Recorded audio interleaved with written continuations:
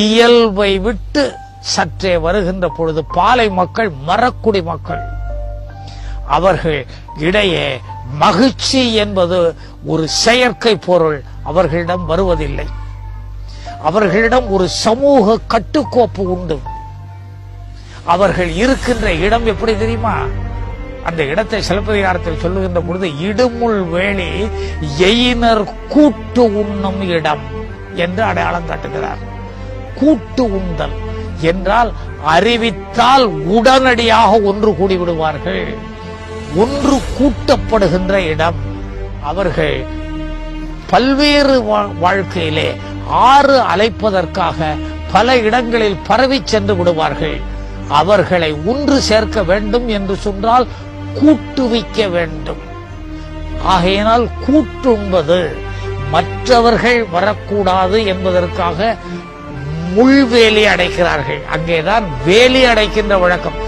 இடு முள்வேலி என்று அவர் சொல்லுகிறார்.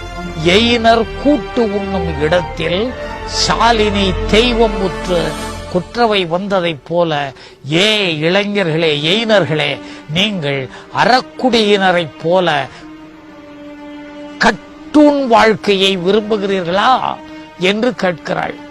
நீங்கள் எல்லாம் கள் குடித்து மயங்கி உங்கள் இயற்கையை இழந்து கொண்டிருக்கிறீர்கள் என்று ஒரு முது செல்வி, ஒரு முதுமகள் தெய்வமுற்று, சாமி ஆடுறதுன்னு சொல்றோம் இல்லையா, தெய்வமுற்று அந்த கூட்டு உண்ணுகின்ற இடத்தில் ஆடுகிறாள்.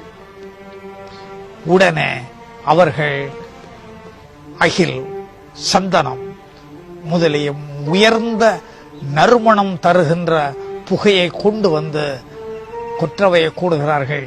ஏ அமரி, சமரி, கௌரி என்று பெயர் சொல்கிறார் பாருங்கள். அமரி, சமரி, செய்யவள், வெய்யவள், மாலவர்க்கு இளங்கிளை என்றெல்லாம் அவள் பெயரை அடையாளம் காட்டுகிறார்கள். அவள் பெயரை சொல்லி, உனக்கு என்ன வேண்டும்?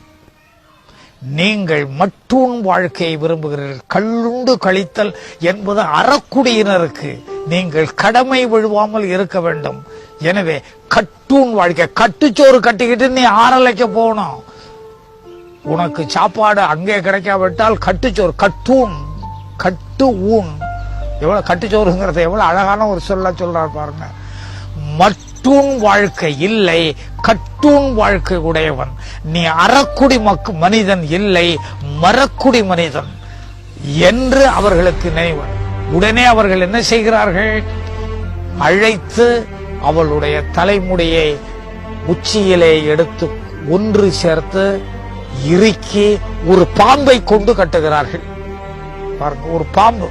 ஒரே ஆசிரியர்கள் பாம்பை கொண்டு கட்ட முடியுமா என்ற அச்சம் இருக்கு உங்களுக்கு. ஏன்னா இவர்கள் மற்றூன் வாழ்க்கையோடு வாழ்கிறவர்கள். ஆகையினால பொன்னாலான அணிகலன் என்று புலியின் வாயை பிளக்கிறார்கள். பிளந்து புலியினுடைய தோலை உரிக்கிறார்கள். அதை அவளுடைய அரை கச்சையாக கட்டுகிறார்கள். கட்டிவிட்டு மேகலையாக ஒரு பாம்பை கட்டுகிறார்கள்.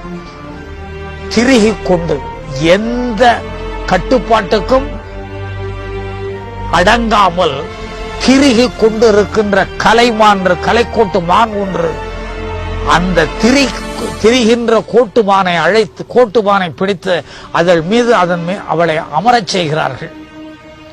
உனக்கு பலி கொடுக்கிறோம் என்று இறைச்சி பலி கொடுக்கிறார்கள். நாங்கள் மரக்குடி மக்கள்தான், பிரிவு வாழ்க்கை வாழ்கின்ற மக்கள்தான், ஆர் அலைக்கின்றதை வாழ்க்கையாக கொண்டவர்கள்தான். பெண்ணே, சாலினியே, உனக்கு செய்ய வேண்டிய பலிக்கடனை நாங்கள் இப்பொழுது கொடுத்து விடுகிறோம். எங்கள் வாழ்க்கையை நிலையாக்கச் செய்வாயாக என்று வாழ்க்கையை நிலைப்படுத்தி கொடுப்பதும் பாலை திணை என்பதை வேட்டுவ வரியிலே இளங்கோடிகள் குறிப்பிடுகிறார். புனதலாகிய குறிஞ்சி திணையம், பகுத்து காட்டுகின்ற பாலை திணையம் உயர்வான திணைகள்.